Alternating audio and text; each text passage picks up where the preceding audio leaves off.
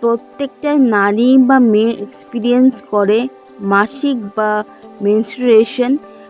একটা মেয়ের body prepare হয় যে প্রেগনেন্সির জন্য।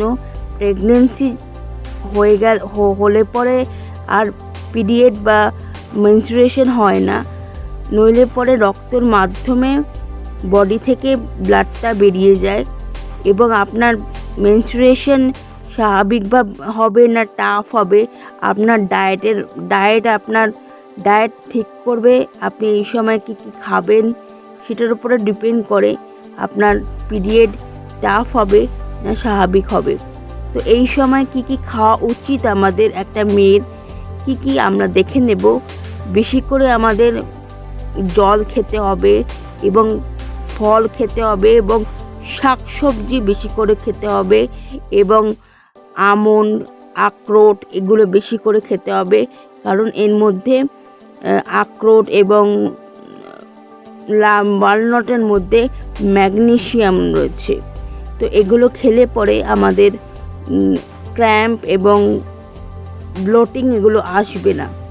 তো এই সময় দেখা যায় যে হরমোনাল ইমব্যালেন্স হয় শরীরের মধ্যে এবং এই সময় একটা নারীর খুব সেন্সিটিভ বডি হয়ে থাকে এবং অনেক সমস্যা দেখা দেয়।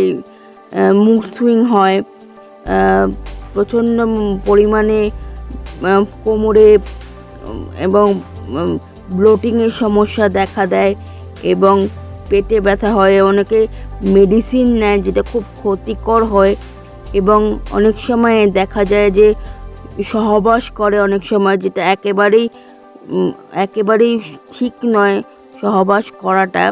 যদিও মেডিকেলি টেস্ট করে দেখা গেছে যে সহবাসটা করাই যায়, কিন্তু একটা ব্যাকটেরিয়া থাকে যেটা সহবাস করাটা, ইন্টারকোর্স করাটা উচিত নয়।